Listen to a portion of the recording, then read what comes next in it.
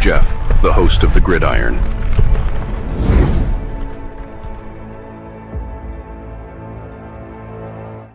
All right. Welcome to the Gridiron, baby. If you give this video a thumbs up or maybe share this video, that would be absolutely freaking phenomenal. If you subscribe to my channel, thank you. If not, please go down below, hit the subscribe button, hit that bell icon. That way next time I go live or if I put a video out, you'll be notified. That it's free of charge. Totally free of charge. What do you got to lose, right? But if you are subscribed to my channel, thank you. If you want to help support my channel out, very top link in the description box takes you to my membership page. I got 3 different membership levels. Each one has their own little perks to them. So if you want to help support my channel out, it would mean so much to me. And I thank you in advance. Thank you. And then finally, there's just another link underneath that. I think there's a couple links.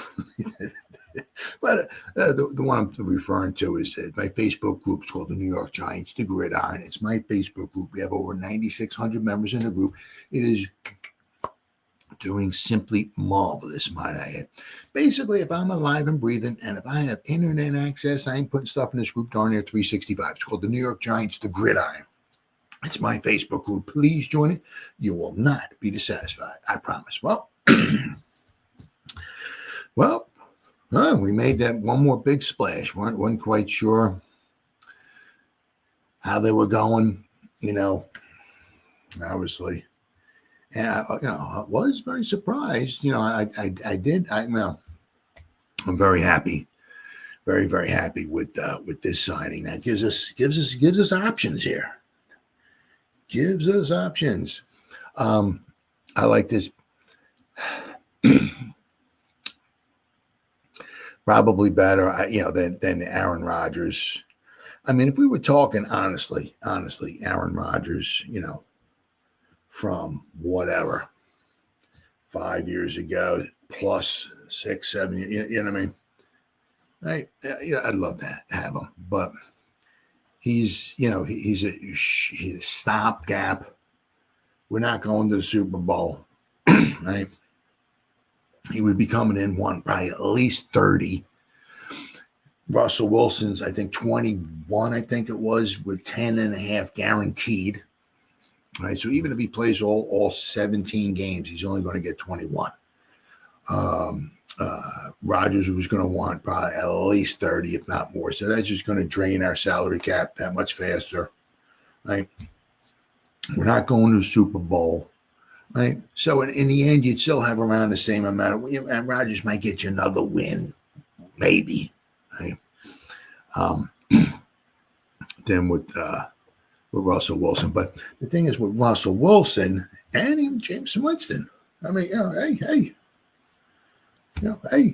I mean, I don't know what the Giants are thinking. It doesn't matter what I think. Doesn't matter what Mel Kiper Jr. thinks. Doesn't matter what Chuck E. Cheese thinks. Doesn't matter what the Lucky Charms leprechaun thinks. Doesn't matter. Only matters what Shane and Dave will think. Right? You could literally, rock and roll with Wilson and Winston and Tommy Chuck chicken cutlet parmesan. You could. As I said, we're not going to the Super Bowl. If we were knocking on the Super Bowl door, I could see maybe trying to get Rodgers in it. But I mean, it's not going to do us any good. We're going to be talking about our win total in a little bit here. All right, or shall I say the lack thereof win total that's projected anyway. But I like this a lot, but it gives the Giants options. Lots of options, which we're going to talk about toward the end of the program here. A lot of options. But I do like this. I really, really do like this. I mean, Russell Wilson, I think he's been around since, I think, 2012. 10-time Pro Bowler.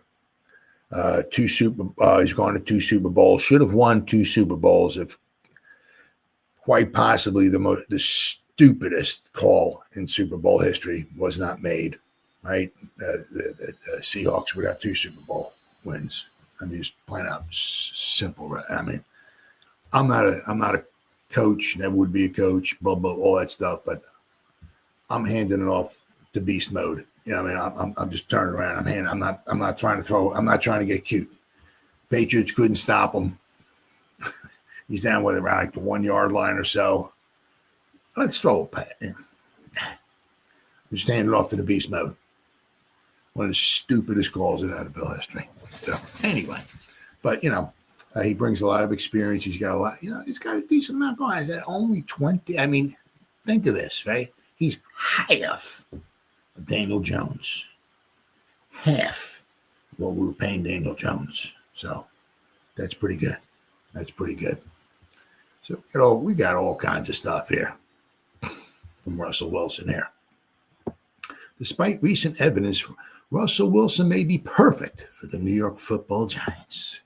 Throughout a fascinating, often scintillating, often perplexing, now circuitous NFL career, Russell Wilson has always been where his feet are, even if his head frequently seems to be in the clouds. Eternally upbeat, Russ always seems to view that proverbial glass as brimming over. Maybe this inevitable when you crafted your own Mr. Unlimited persona as an alter ego. Now, I mean, obviously, a lot of it, when he was with the Legion of Boom and all that stuff and everything, the defense really helped, so like that was without question with the Legion of Boom in Seattle. But then there were the times he trademarked the phrase, "Let's let Russ cook," during the 2020 campaign, effectively co-signing the pleas of Seattle fans who wanted him to have more offensive freedom, despite then Coach Pete Carroll's preference to adhere to a ball control philosophy for 3 quarters at least. But neither the Seahawks nor Wilson have won a playoff game since.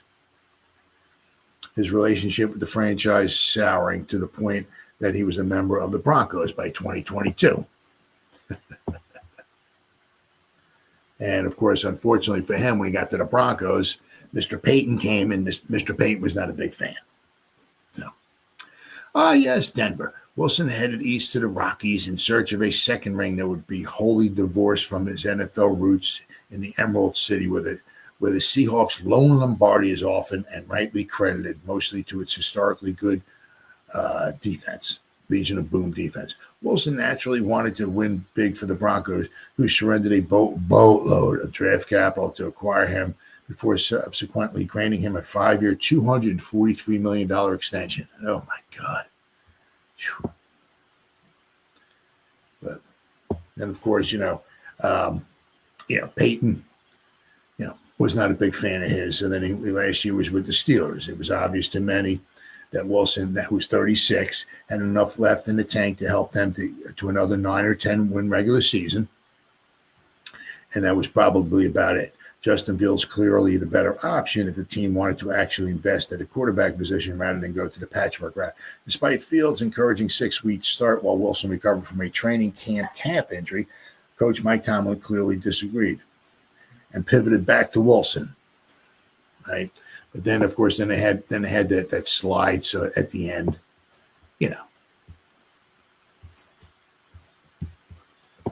All right. So 1 year, $21 million deal. Reach an agreement with the Giants. 36-year-old quarterback is reportedly signed up for a 1-year deal worth up to $21 million with $10.5 million guaranteed. Fantastic. I like it. I like it.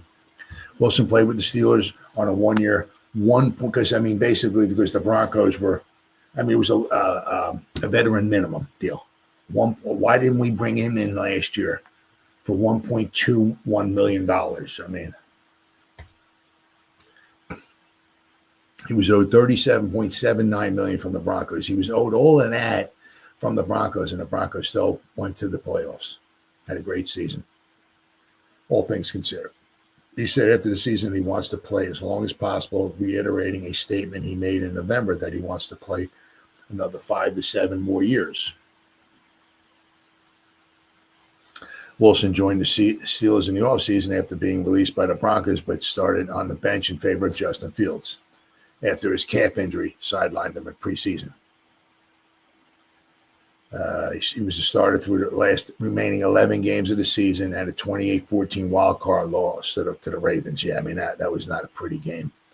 Pittsburgh won its first 4 games with Wilson at quarterback before a 2-5 finish to the regular season that included a 4-game season-ending losing streak. Wilson completed 63.7% of his passes, 225.6 yards per game with 16 touchdowns, only 5 interceptions.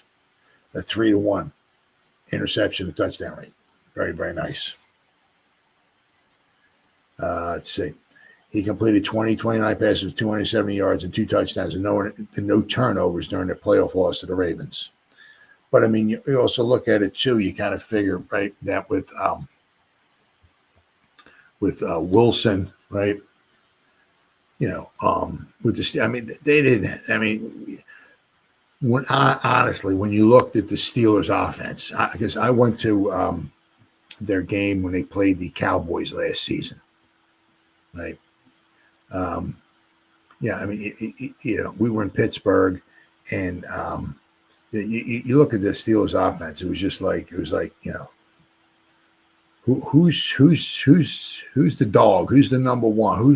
Where the op? I mean, it was like really, it was not a lot to go to there. Yeah, I mean, their offense. I mean, their defense, was very good. It's just their offense was just it was just really sad. I mean, it was like, the weapons. It was just wasn't not much to look at, not much. So we got Russell Wilson, obviously, with his first press conference. He says, I expect to be the starter. Wilson made it clear he did not sign with the Giants to compete with Jameis Winston or to look over his shoulder and wonder when a rookie signal caller might come for his job. I expect to be the starter and come in here and be ready to rock and roll every day, Wilson said. This team is really looking for somebody to lead them in every way in terms of process in the offseason during the season. Our habits and our thought process, how we create a great winning culture, and how we continue to establish that to really build on things that we do well and things we need to continue to do. I think the big part for me is just try to, this might be my 14th year, but to be able to lead an amazing group of men that really have big hopes and goals and dreams and desires. We all share the same goal. Russ did his homework. It was clear that Wilson had already spent time familiarizing himself with the Giants roster. Wilson name-dropped 15 players during the call. Assistant coaches Mike Kafka and Shea Tierney and Director of Football Operations Ed Triggs. The list of players, he raffled off 15 of them. Wilson called Neighbors a freak of an athlete and said when he touches the ball, he may score every single time. Wilson said slot receiver Wan'Dale Robinson is like a running back. Untapped is how Wilson described third-year wide receiver Jalen Hyatt. Well, we will see. We will see. Mentor is not in the job description. Wilson was asked about the idea of mentoring a young quarterback. Though he has a reputation of being good to other quarterbacks he has played with, Wilson said the job involves leading everyone, not just helping one player. First of all, obviously, I'm expecting to come in there and be a star and earning that every day because that's your mentality and approach, Wilson said. I just believe that when you play this position, my goal every day is to step on the field and help our football team win and ultimately to be the best in the world and be one of the best that can do it. I think that's my mentality, understanding that. I'm excited about the opportunity to lead everybody.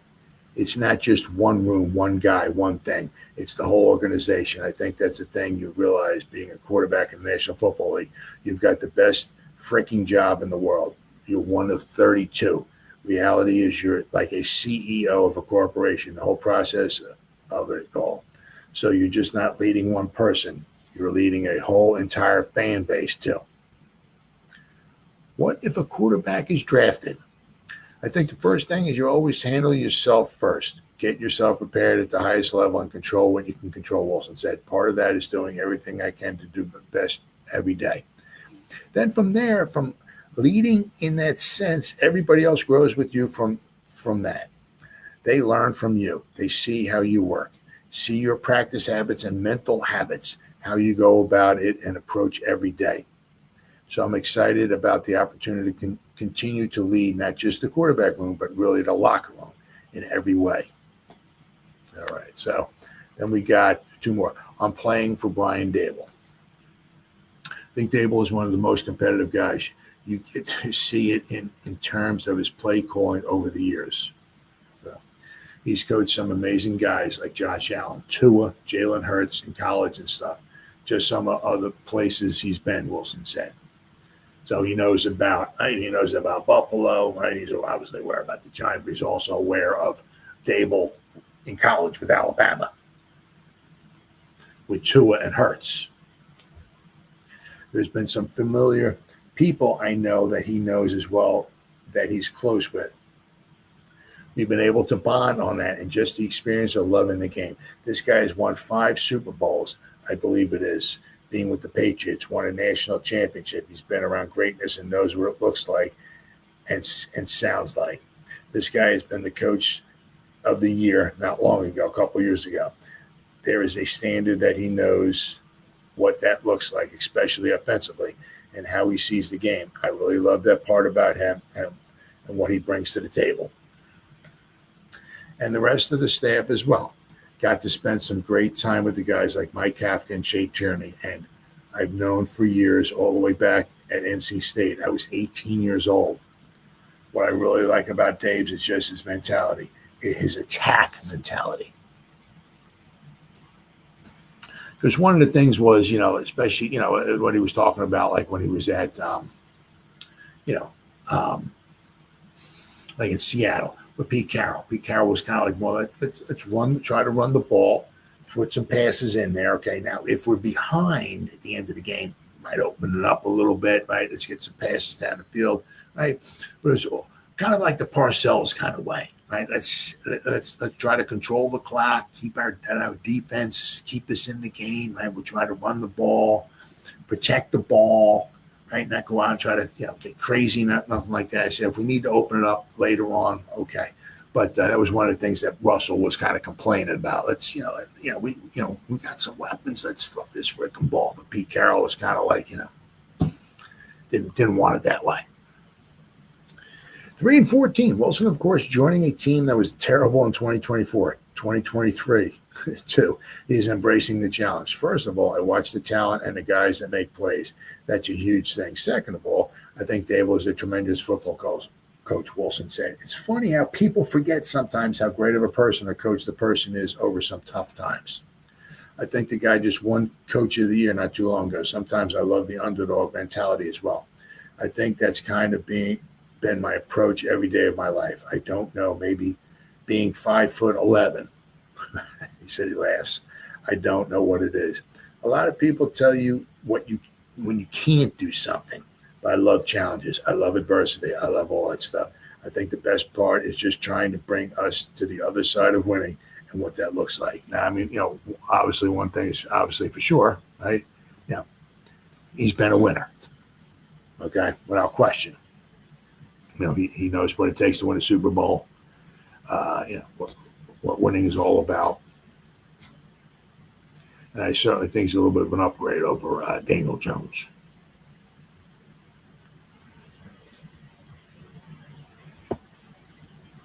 Now, if you look at, let's see, his stats over his career. Pop up here. Very. Oh, there we go. Pro Football Reference. There we go. Right. Let's see. His completion percentage overall is 64.7% for his whole career. 350 touchdown passes, 350, 111 interceptions. So 3-1. I said last season with Pittsburgh, he was 16-5, 3-1. Then with Denver, he was 26-8, 3-1. His first season with Denver, I didn't go. They were 4-11. He completed 60.5% of his passes the first year. He was 16 touchdown passes and 11 interceptions. Things didn't go too well. But I mean, is that what? 2012, 13, 14, 15, 17, 18, 19, 20, 21, and 24, 10-time Pro Bowler. Right. 1 year for 2020, he had 40 touchdowns and 13 interceptions. 2019, 31 touchdowns, 5 interceptions. 2018, 35 touchdowns, 7 interceptions. A 5-to-1 ratio. 2017, 34 touchdowns, 11 interceptions. 2015, 34 touchdowns, 8 interceptions. So he's very good. His interception rate is a 1.8. So if you get under 2%, that's pretty good. That's really good. That's what you're looking for. And his touchdown percentage is 5.8%. So, but he's got 350 touchdowns. And I'm just saying, if he plays for another few years, we're looking, easily, if he's able to play for a few more years, which he's looking to do. I mean, over 400 touchdown passes, right? Hard to argue with that. Let's see. What do we got here? There we go. I got finally here the good, the great, and the ugly of Russell Wilson. All right. The good. Delivering passes to receivers with operating room. Whether hitting a receiver in stride or getting the ball to a receiver with room to operate, Wilson has always been good at getting the ball to his receivers and allowing them to run after the catch, which is freaking huge. Yeah, I mean, the guy can be wide open, and he's running. But if you throw it like a yard behind him and he's got to stop it, like turn around and make a catch and fall down to the ground, okay, you completed it, you made whatever. Even if you made 13 yards, okay, cool. But if you could hit him in stride at the 13-yard mark and he takes off for another 20 yards or so, that's what you want, right?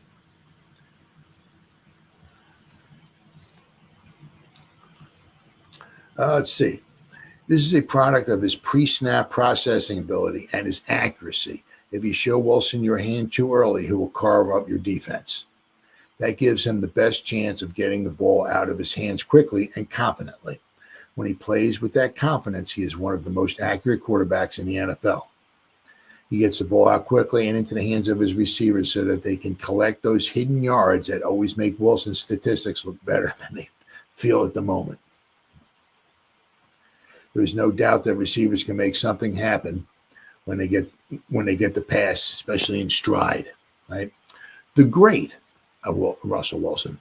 Wilson does not have the strongest arm, and he may not be as athletic as he used to be, but he still can make the clutch play when a team needs him to come up with in the clutch. When people show blitzes too early, if they do not disrupt his rhythm or get to him on time, he finds a way to complete a big time pass more often than not. He studies the secondary and can notice when a safety overreacts to a movement or route combination. He can also see if a design blitz is faulty. His ability to throw the football and his post-snap ability to turn back the clock and occasionally make a defender miss give him the ability to get the football in the hands of his receivers promptly to reach the end zone or create a big play. Now, the ugly of Russell Wilson, obviously, as time has gone by, is diminished athleticism. Right? There was a time when blitzing Wilson came at your own peril, when if you were undisciplined in your pass rush, he would make you pay. That is no longer the case for Wilson, at least not consistently. Wilson has already taken sacks while trying to extend the play, but back when he was a more significant threat to run, he was also more elusive while manipulating the pocket. This has always been important to Wilson because his height limits what he can see standing in the pocket. So sometimes it helps him maybe to get out. So if he can see the field without people in his way, that's huge for him. Right? He used to be a wizard at moving around the pocket to find windows to throw through. None of it is a strength, and defenses are aware of it. Breaking the pocket does not scare them. If he stays in the pocket, oh boy. If he stays in the pocket, he's less accurate, more stationary target. He can still surpass unsuspecting defenders, but his athleticism yields diminishing returns today. So, regardless of the Giants' other moves, Wilson must come in and prepare to be the starter. He needs to understand who he is today and not dwell on who he used to be.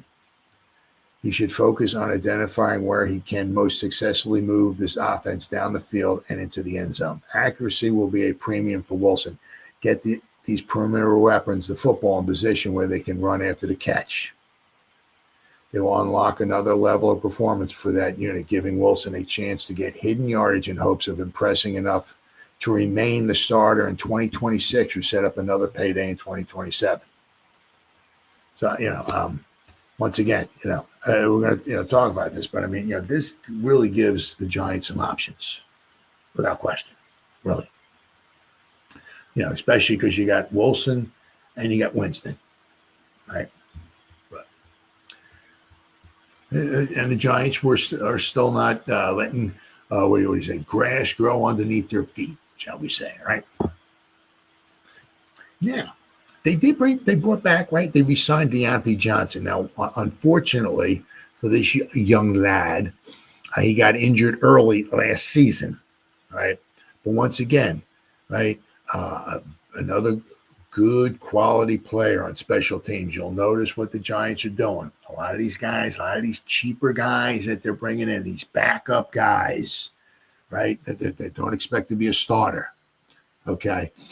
Very good on special. They're cheap, obviously affordable, right, but very good on special teams. So unfortunately, Mr. Johnson got injured, early. It was a shame because he was really doing very well in preseason. All right, look at this up here. So Giants re-signed linebacker Deontay Johnson. This is a very, very good move. Really, really freaking good move. Giants today re-signed inside linebacker and exclusive rights free agent Deontay Johnson because they, if you're an unrestricted, if you're an undrafted, right, rookie and they bring you in, right, you're an exclusive rights free agent, meaning if the Giants tender you an offer, right, you have to accept it, right?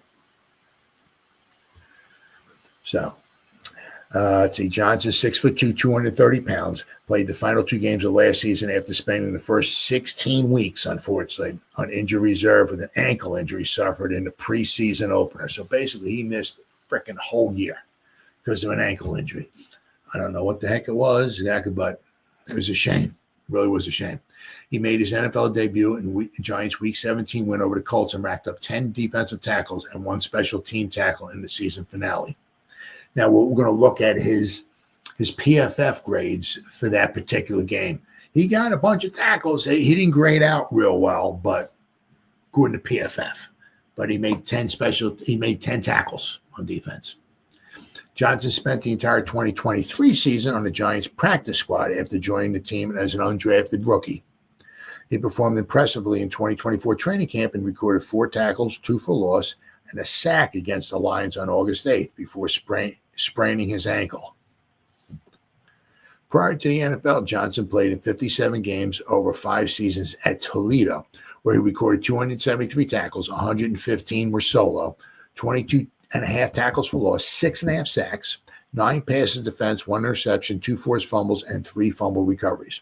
The Detroit native helped Cass Technical High School to a state championship and undefeated season in 2016. So he's not, he's certainly not old by any stretch of imagination. Let me pop this up here, share my screen, and just show you.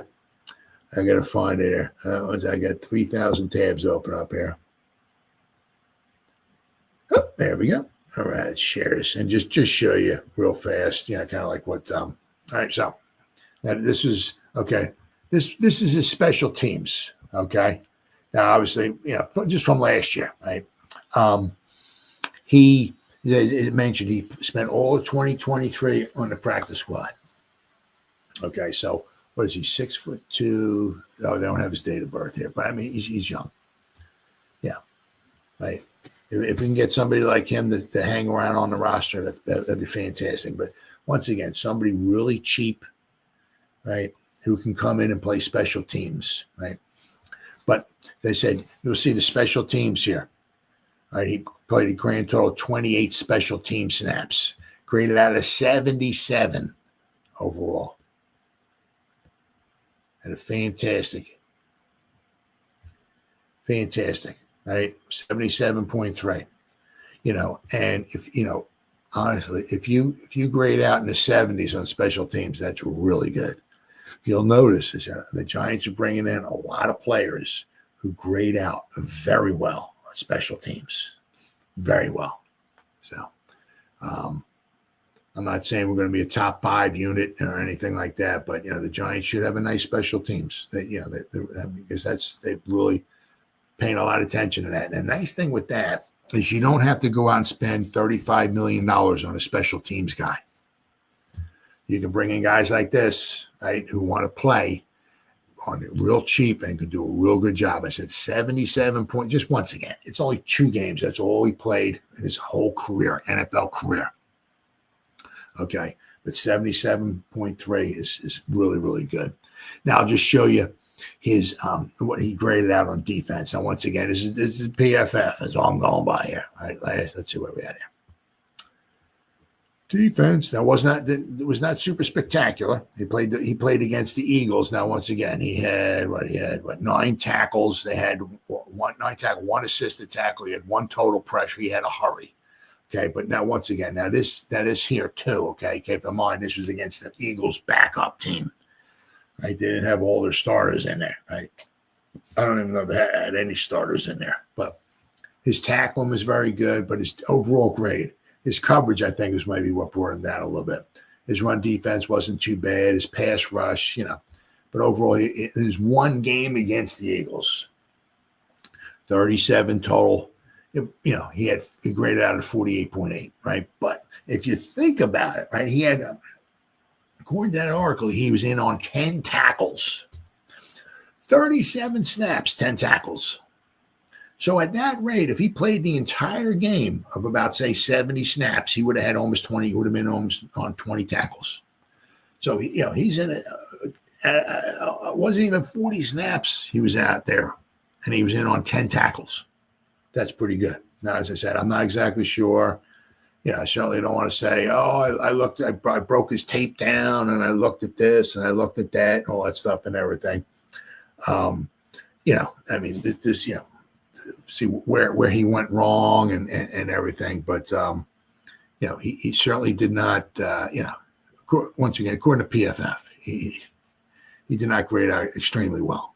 Okay. So, right, my computer's freaking out here. All right, let's see what we got here. Oh.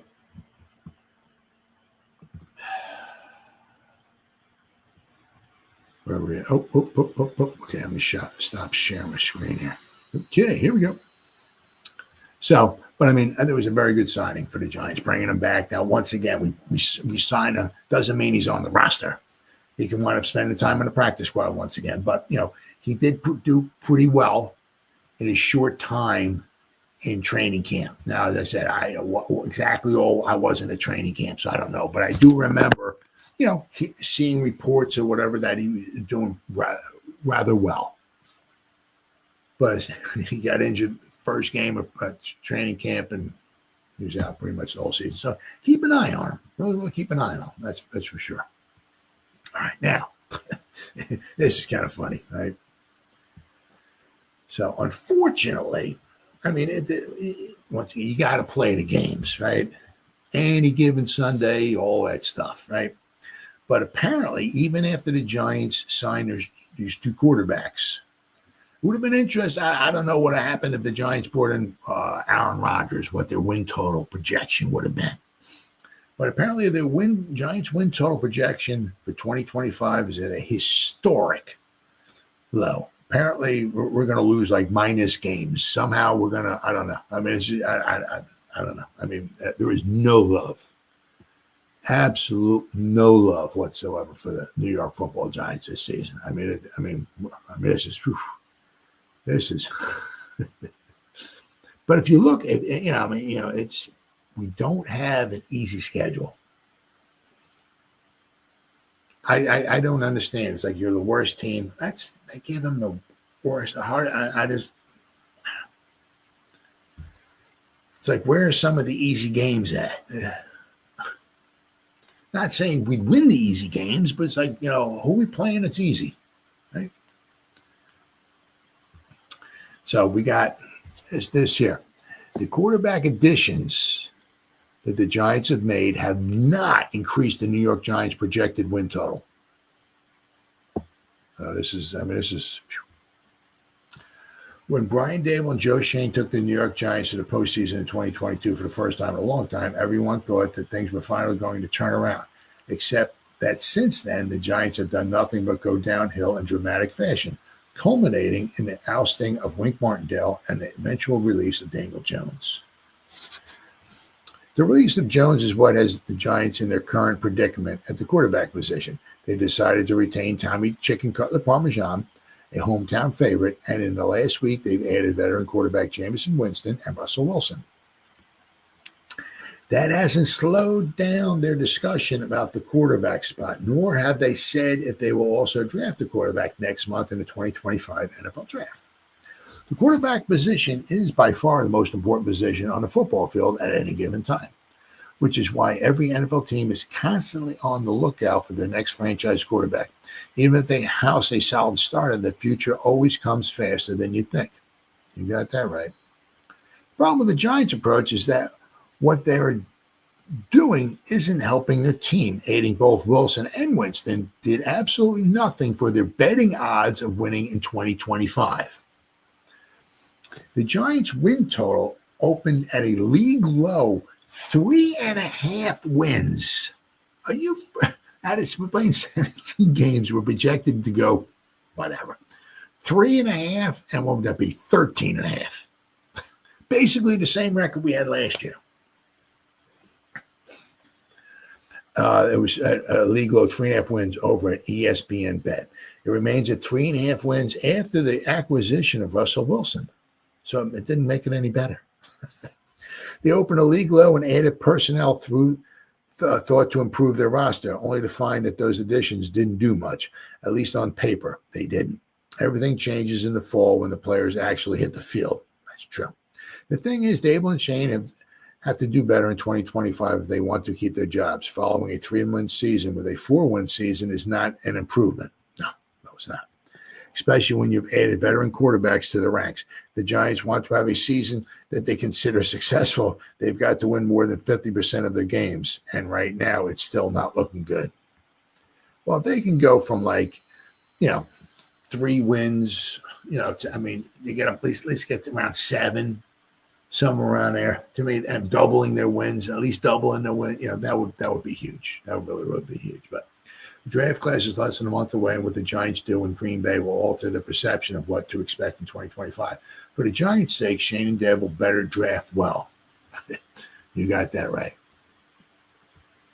So let's see. So if you look, obviously we don't know as of right now. Of course, we don't know what the what we'll find out. We're going to find out soon what the schedule is, because they'll come out on the NFL Network and all that. They'll have a 35-hour program of the schedule and all, everything. Of course, it leaks out before the show comes on and everything like that. But in about a month, we're going to find out with the Giants. We know who they're playing, right, and where they're playing, right, home, away. But we just don't know the order, right? We don't know how many Sunday night games, Monday night games, Thursday. Are we going to play the Cowboys on Thanksgiving for the 38th time in a row? Who knows, right? But if you look, this is it's like, really, you see 3.5 wins. It's almost like you look at the schedule. It's like, where are the wins coming from? Tough schedule, tough. So at home we have the Cowboys. Now the Cowboys, MetLife Stadium's like a home away from home for the Cowboys. They just walk in there and they just chalk up a W. I mean, it's really ridiculous how we just, for some reason, can't beat the Cowboys at home. And, of course, you got the Eagles. If the Eagles need to win this game, I'm sure they can come in and open up a can of whoop butt on us. Now, obviously, we handed it to them 2 years ago, the final game of the season, right? Now this game here, now I don't know if they're going to continue the final game of the season against the Eagle kind of thing going on, right? So maybe this year the final game would be in MetLife Stadium. Right? It seemed like 1 year it's in Philadelphia at the end of the season, then it's in MetLife Stadium, and it's in Philadelphia. So maybe this year the final game of the season will be against the Eagles at MetLife Stadium, maybe. We'll have to wait and see. But, I mean, playing against the Cowboys at home, it's not, oh, man, we're at home. No. Nope. Not against the Cowboys. Abraham Lincoln was the president the last time the Giants beat the Cowboys at home. I mean, it's just, I don't know. Can't beat them. I have no idea why. But same thing with the Eagles. I mean, the Eagles need to win that. They need to win that game at home in MetLife Stadium. Man, it's going to be tough to beat the Eagles, right? Then we got the Commanders. Once again, they muchly improved over last year. Then we got Green Bay. They'll be tough. We got the Vikings. They whooped up on us last year in MetLife Stadium. Then we got some team by the name of the Chiefs. We got the 2 Super Bowl teams from the last year's Super Bowl coming, right? So we got the Chiefs, we got the Chargers, right? And we got the 49ers. It's like, holy cow, right? And we got, I mean, it's like 1, 2, 3, right? 4, 5, right? Okay. Out of the 18, we only have 8 home games, but out of the 8 home games, 6 of those teams made the playoffs. Right? I mean, the 49ers did not make the playoffs, right? I don't think they did. But they had some injuries and stuff like that. But it still could be a very, very formidable foe, right?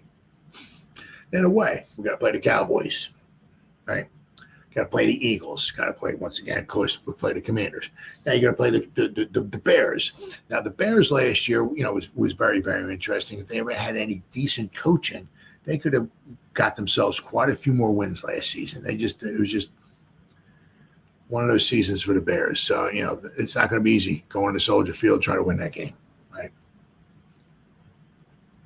Then we got to play the Broncos. We got to play the Raiders. We got to play the Lions on the road. Then we got to play the Saints. Then we got to play the Patriots. Away, I mean, the Bears had a losing record last year. The Saints, you had the Raiders, you had the Patriots. So actually, it seems like, I mean, I don't know. What were the 49ers last year? Let's see, Pittsburgh. I don't even know. I'm trying to think what that. Did they play the 49ers? No, they didn't. I'm trying to. All right, let's see here. Let's get this here.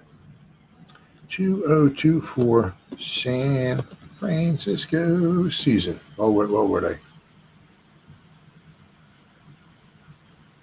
That was 6-11. Okay, if they were 4th, okay.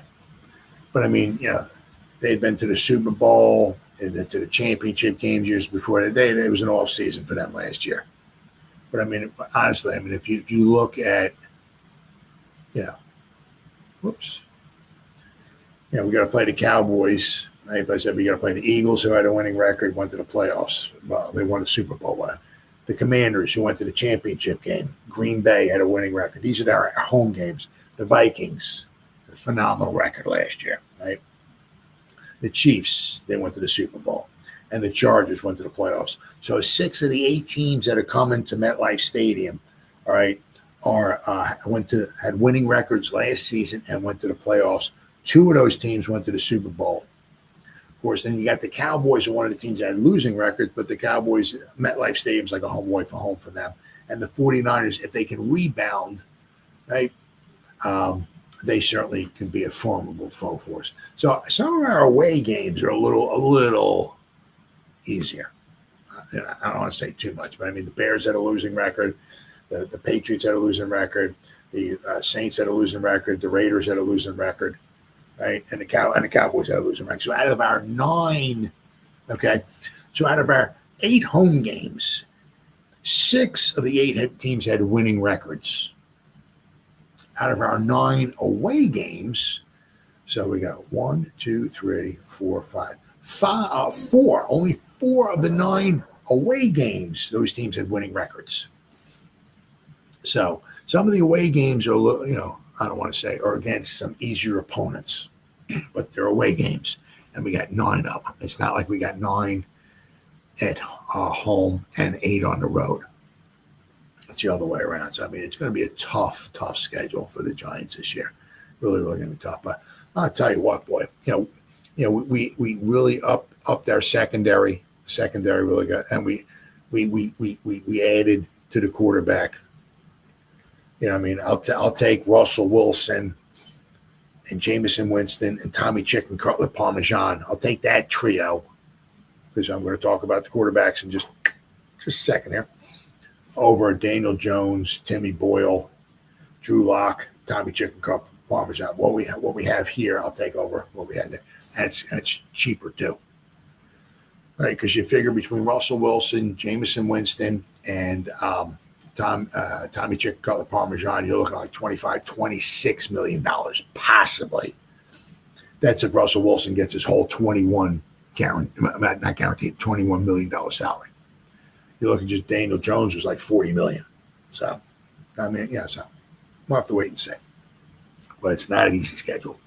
Not by any stretch of imagination. I'm sorry. But now, so interesting. Now with Russell Wilson, and obviously you could throw in Jameson Winston. So with Winston and Wilson, right? Is it going to be Carter, Hunter, or Sanders at number 3? Very interesting, right? Does this kind of take, because we got options now. We got some options. If, now I don't know, nobody's ever going to know what was said in the meetings with Russell Wilson. Did they go, hey, Russ, look, we signed you for 1 year. You said you want to play another 5 years or whatever. Let's see how things go here. Things go well, we'll offer you another contract next season, right? If you I know his wife, she likes to be here. So he might want to be here. He might want to stay here, right? If things go well, we'll offer you another contract. If you want to play another, grand total, another 4 or 5 years or so, maybe you can be our quarterback for the next few years. So we may not necessarily need a quarterback, right? Jameson Winston, right? We got him for 2 years. I said we can bring, only $21 million for Russell Wilson, right? I said you got Jameson Winston for 2 seasons. Now he can be the backup, right? If he needs to go in and play, he can play. And once again, the thing is, out of every 2 games with Jameson Winston, one of them he's going to throw you into a game, and another one he's going to throw you out of a game. They said one game he'll throw 4 touchdown passes, and the other one he'll throw 3 interceptions and lose it again. But he'll move the ball. He'll get it flying for you. Ain't no doubt about that. But the thing is that do the Giants, think about, maybe I'm going to talk about in our final portion of our program, maybe getting getting a quarterback, but maybe not at number 3, because maybe they don't need a quarterback at number 3. If we have Winston, Wilson, and Sanders, it's like, whew, wow. That's going to be tough. That's going to be tough, because Sanders is going to want to get in there. Russell Wilson expects to be the starter, right? And if Jameson Winston is the backup, and he expects to, so that might be a little a pretty tough quarterback room if you got those 3 guys in there. So this might allow the Giants maybe to, the Giants need big time players, right? Especially to help this team.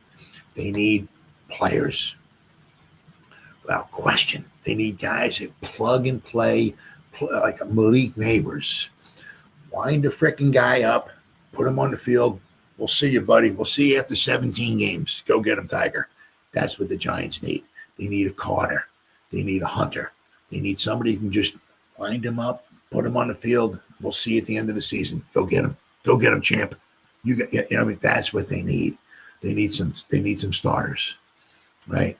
Not starters. Duh. They need some big time players like they got with Malik Neighbors. Okay, they need difference makers. Now they did take a little bit of a step back, obviously, a couple of years when they took Banks. Your first round, when you want your first round pick to come in and do some good things, but the Giants need some difference makers, and if they can go after maybe get a Hunter. I mean, you look at a Hunter. I mean, it's almost a win-win. I mean, put him on the offense, you put him on the defense. I mean, just think about it, right? If we draft, if he's there, you don't even know he's going to be there, but guaranteed,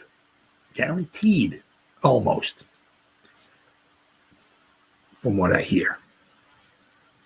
Now, whatever it's worth, who knows? But it sounds like Ward might be going number one. Sounds like it, right?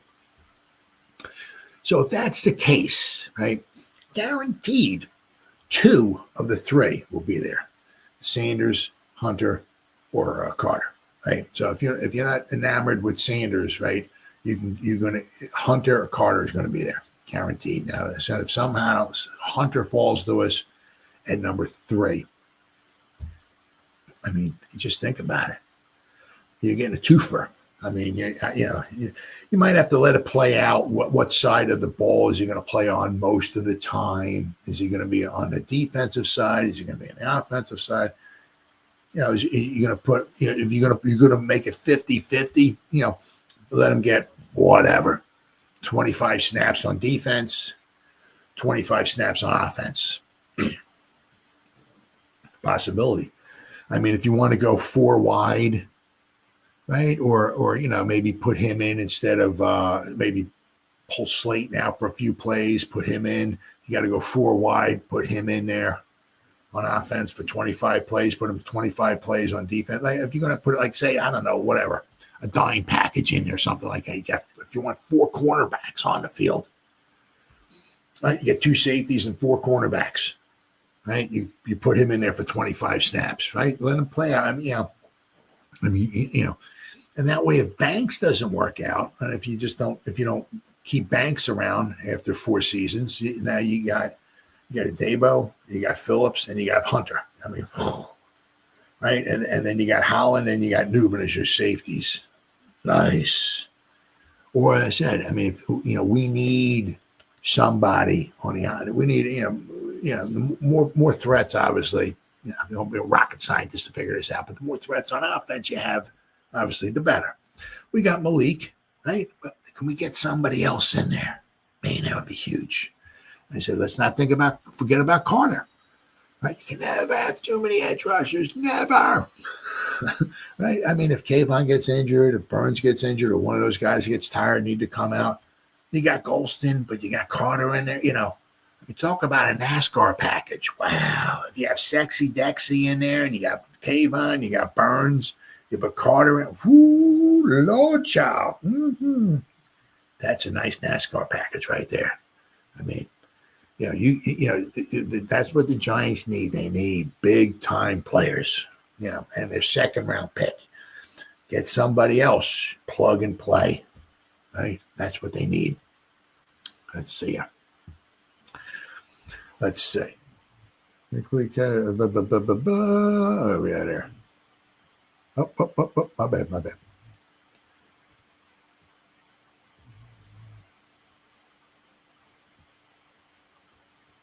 All right.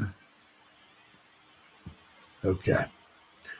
So the Giants signing of Russell Wilson changes the Shedeur Sanders NFL draft outlook. Yes, it does.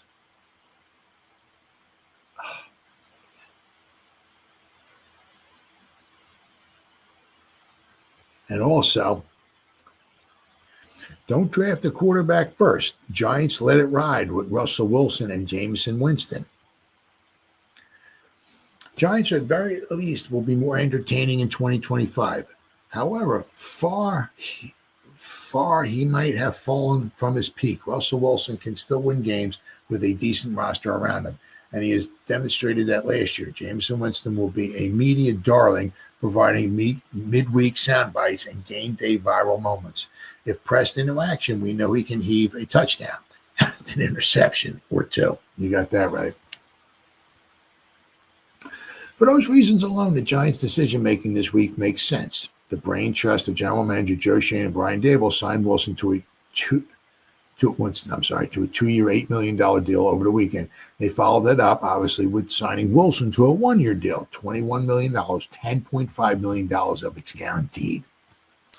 You don't need to be an NFL executive to know the Giants are covering themselves if a quarterback prospect doesn't fall to them at number 3 overall in next month's draft. But what happens if these signings take them out of the top 5 quarterback sweepstakes entirely? With one exception, the opportunity to draft Cam Ward, they should. So I don't know if Cam Ward has fallen to him at number 3. But that's what I find myself thinking in the wake of these decisions as NFL clubs begin to leave the free agency behind and focus on the draft. Don't get me wrong, I'm not ready to advocate that the Giants are now contenders with these veteran signal callers on the roster. Wilson's limitations were on display as the Steelers sputtered the 5 straight losses and another wildcard exit last season. Winston's career interception rate is an alarming 3.5%.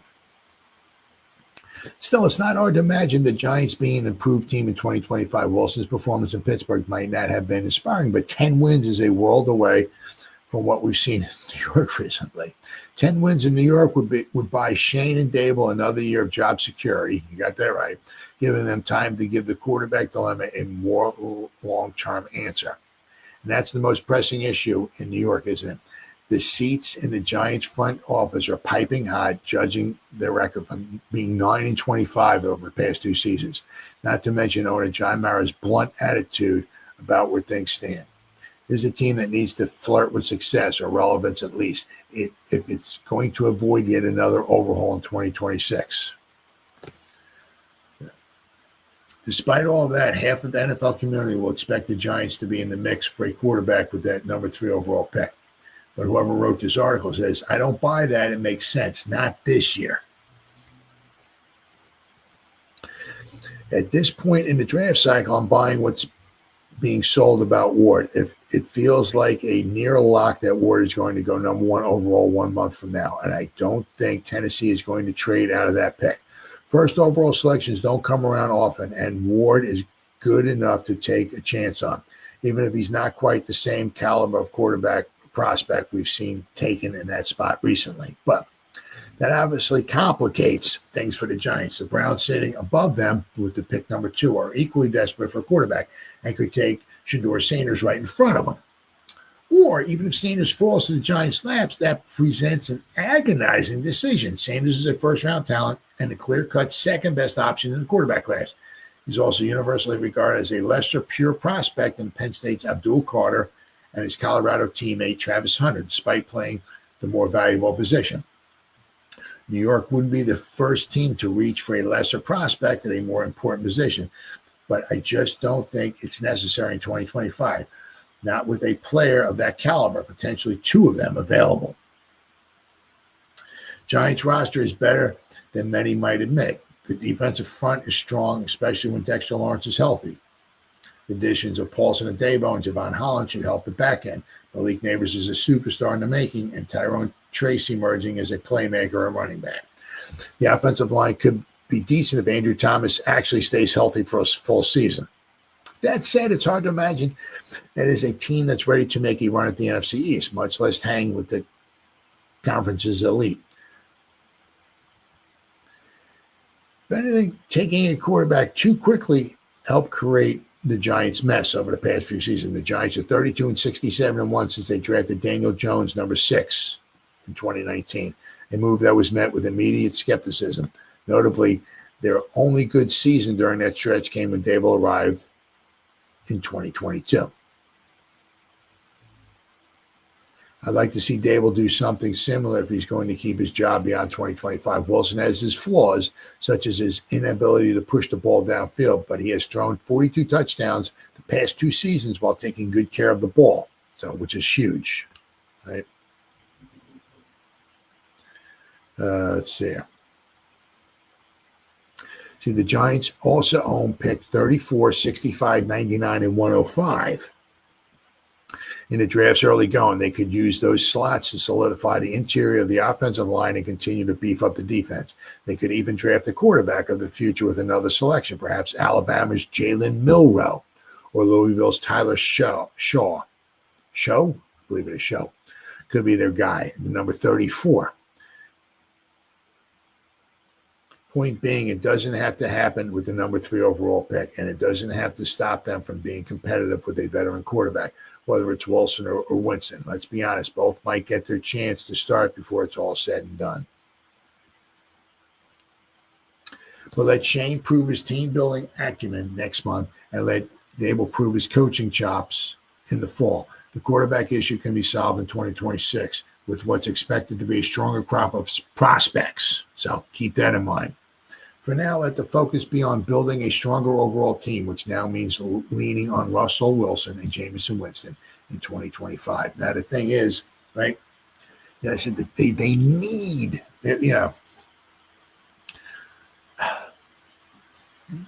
I mean, if he does another really good job, we got 5 picks in the top 105. If those the 1 second-round pick, we have the 2 third-round picks, and we have the 4th-round pick.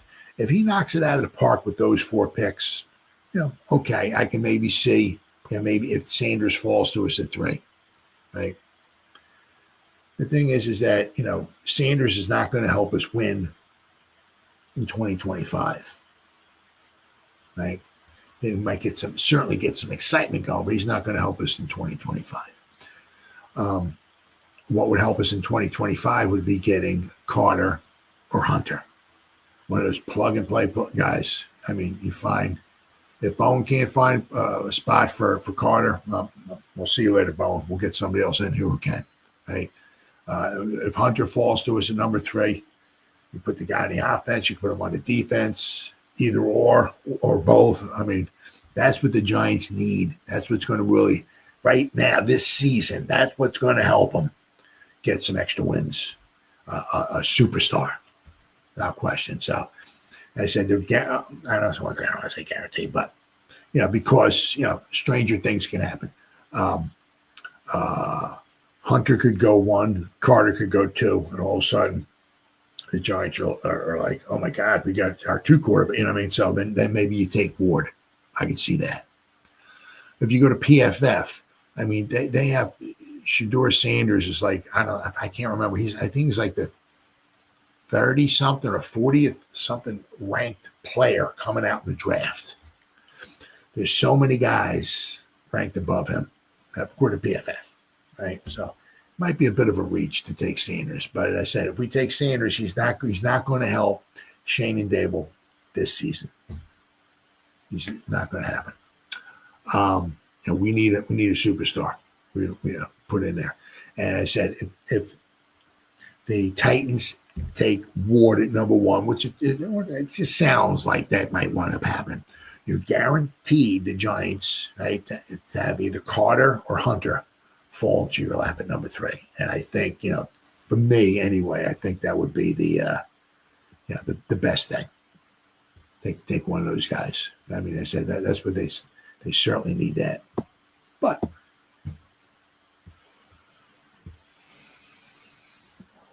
right now, that still does not necessarily, right? Not necessarily, right? Mean that the Giants are out of a quarterback market, right? It's just that maybe you might want to take. We're going to go over a scenario here, okay, where the Giants can maybe jump back into, maybe throw a dart in there or something like that, but jump back into the first round, right, and snatch up maybe the quarterback in the future. Get yourself, okay, a superstar at number 3, right? Get that superstar that's going to help you now, because they need help now. They go from 3 wins to 4 wins. Been nice. Thanks, guys. Thanks for shopping at Kmart. We'll see you around. Get out of here. Right.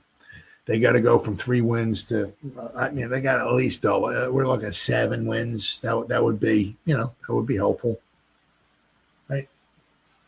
But that doesn't mean that they can't take their quarterback maybe for the future in the second round, or maybe trade back into the first round or something like that. There's a lot of guys here, right? This class, to be honest, is not supposed to be super spectacular. The one last year was good. The one next season, 2026, is supposed to be good. This year, not so much. Not so much. But let's see here. So we got the 2025 NFL mock draft. Russell Wilson signing doesn't prevent the Giants from trading back into round 1 for a quarterback, which is true. The NFC East is suddenly legitimately worthy of having what feels like every Sunday night football game during the course of an NFL season. A few years ago, it was the Eagles, that perpetual massive draw of the Cowboys, and the 2 bottom-feeding clubs, the Giants and Commanders, not exactly the division deserving of repeated primetime showdowns between division rivals. The Eagles are, the Eagles. The Cowboys are the Cowboys, and now fresh off an NFC Championship appearance with the reigning Offensive Rookie of the Year, the Washington Commanders have popped up on the Super Bowl contender radar. As for the Giants, they're quite further down the pecking order. But even with Jameson Winston and Russell Wilson on the roster, I don't think they've precluded themselves from staying aggressive when looking for a long-term answer at the game's most vital position. With wideout Malik Neighbors looking like the next superstar pass catcher from LSU, New York has a fair amount of buzz relative to most teams that hold the number 3 overall selection in the draft. The NFC East takes center stage in this mock draft. All right, the Giants. Whew. That was just crazy. They got, all right, so.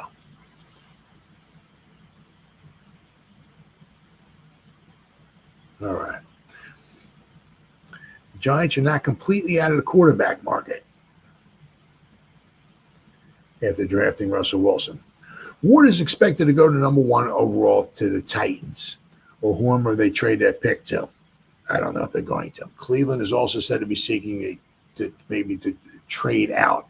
Don't expect the Giants to be the team trading up now. They'll likely wait their turn and see who falls. Sanders is a player who could do that. If so, they could pull the trigger. Once again, Sanders is not going to help them win now. Shane and Dave will need to win now, right, to keep their job. Now, the thing is once again, it's very, very interesting, is that, is Shane going to do what's best for the Giants, meaning now and into the future? Or is Shane going to do what's best for Shane and the Giants right now, meaning we need to win now? We need to win more games now, which goes back to what I just said, right? They get a superstar at number 3. Just put the dude on the field, now you have another superstar. Right, you have a superstar, multiple ones on defense, put another one out there.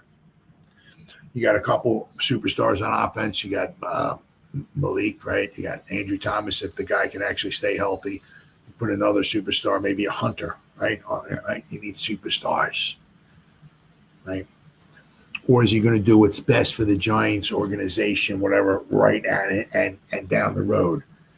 Well, if we get fired, if Shane's like, well, if the season stinks, we get fired, okay. But I want the seed planted. I want to get Shedeur Sanders in here.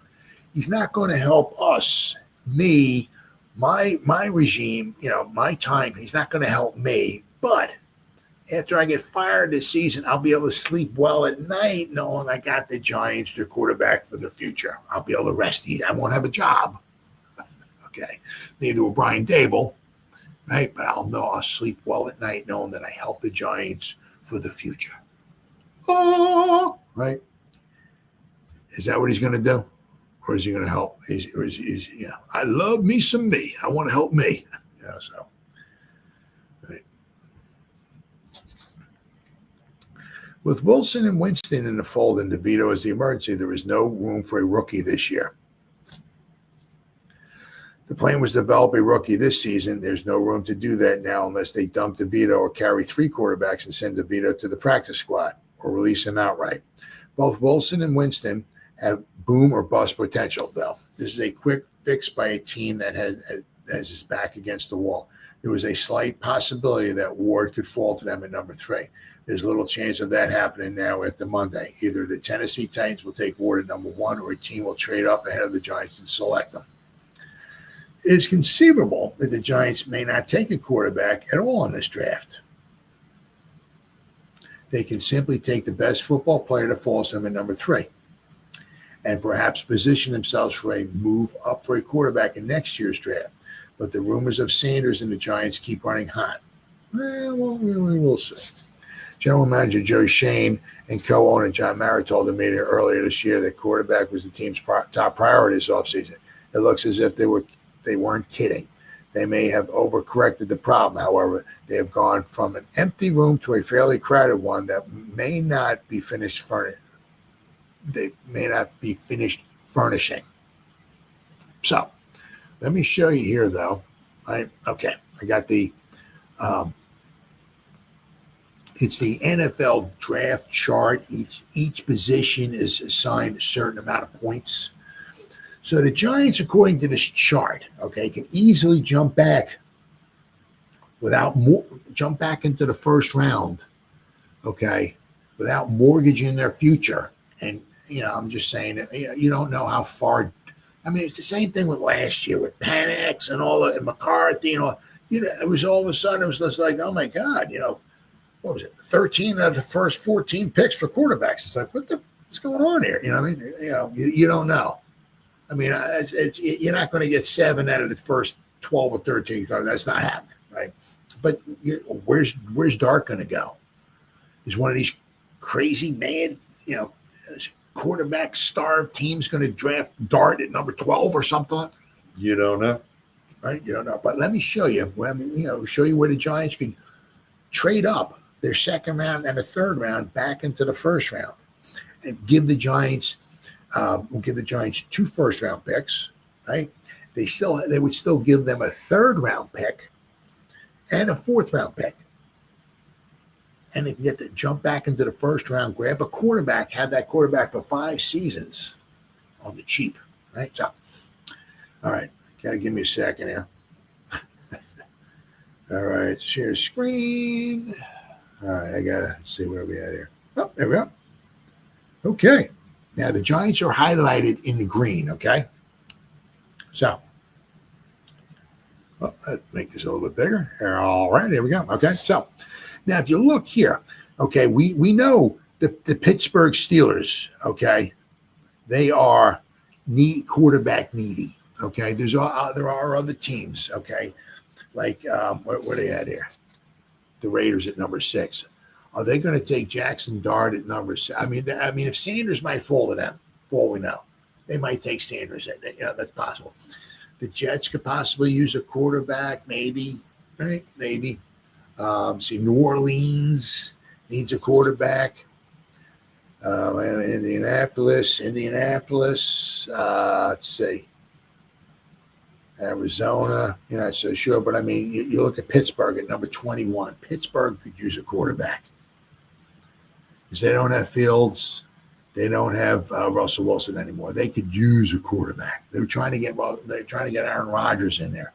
But even with Aaron Rodgers in there, even if he was to sign there for whatever reason, right? He's not their long-term answer. They need a quarterback in there. So if somewhere along the line, just say, they're enamored with Jackson Dart, right? And he falls to him and say, Dart's still on the board at, like, say, number 19 with Tampa Bay or number 20 with Denver or whatever like that. Pittsburgh might take a shot at grabbing Dart maybe at number 21. But what the Giants can do here, right, because they're highlighted in green here, right? So the Giants could take their second-round pick here, which is worth 560 points. They can take their first pick in the third round because they got 2 third-round picks. They got the compensatory pick, number 99. All right, so they got 2 third-round picks. So they literally could take pick 34 and 65, which would be worth what? 825 points. 825. They could take pick 34 and 65, 825 points. They could come over here, 825, and they might have to throw in like one, two, three, four, maybe a fifth round pick or something like that in there or whatever. Who knows? But they could come over here to Denver, whose pick number 20 is worth 850 points. The Giants can say, we'll give you our second round pick, we'll give you our third round pick, we'll give you a fifth round pick, whatever. We'll give you a fifth round pick next season or something to make it a little extra juicy or something like that. And they could jump back in and they could trade with the Broncos, who don't need a quarterback, right? At number 20 overall, grab Jackson Dart or Jalen Milroe, right? He's supposed to have, he needs some coaching and all that and everything. But apparently, Milroe has some potential to him as well. Right? So they could jump back into the first round, get up to number 20, trade with the Broncos, right? Then they can have their superstar at number 3, whether it's Carter or Hunter. Take Milroe, Dart, whoever, the quarterback, maybe for the future at number 20, right? Have him on contract for 5 seasons. Then they would still have 2 first-round picks then. They would still have a third-round pick at number 99, and then they would have picks 99 and 105, I think it is, right? And 105. They would still have a third-round pick and a fourth-round pick. So then they would what they would do. All right, here we go, right? So at that rate, at pick number 3, they would get themselves a superstar, right? A superstar.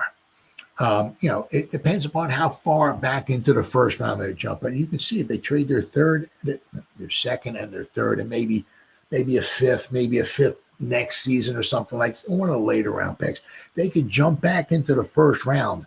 I mean, if they wanted to give a second round, a third round, and maybe a third round next season or something like that, they could jump even farther into the first round. But, I'm saying if they were to jump back to, say, number 20, trade with the Broncos, grab Milroe or Dart. That way, at pick 3, they would have their superstar, which they need. They would have their quarterback possibly for the future, okay? And then with picks number 99 and 105, if Shane can do what he did last season, we really hit it out of the park with Neighbors, Phillips, Newman, and Theo Johnson, and even Tracy, right? But those first 4 picks, right, with John. Really hit it out of the park with those 4 guys, right? If he can get a superstar at 3, a quarterback at like number 20, and then picks 99 and 105, get another 2 real good play. I mean, that would be really good. So it's not out of the realm of possibility, okay, for the Giants to jump back into the first round and grab a quarterback, because the thing is that if there was a John Elway there, if there was an Andrew Luck, if there was a Peyton Manning or something like that, where the guy, you draft him, the quarterback meaning, right? And you just put him out there. He'll take his lumps, but he's the quarterback for the future. Okay, then I could see that. But if you take Sanders, he's not helping you this year win. It's not happening. Shane and Dave will need wins now. Carter or Hunter would help get them some wins, get some excitement going, would get them some wins this season. But if they could jump back into the first round, grab a quarterback for the future, right? So I said maybe in the next year, I don't know if you bring back Tommy Chicken Cutlet Parmesan, but if you had Dart or Milroe, all right, you have Jameson Winston, right? And, that may not be the most exciting quarterback room, but you might have your quarterback for the future, and the Giants could do that by jumping back into the first round. All right, guys, been 1 hour and almost 20 minutes. Whoever spent any time listening to me live, thank you. Or if anybody's going to spend any time watching the replay this, once again, thank you so much from the bottom of my heart. It means the world to me. As always, you guys stay safe out there and go Giants. Woo! Oh, yeah.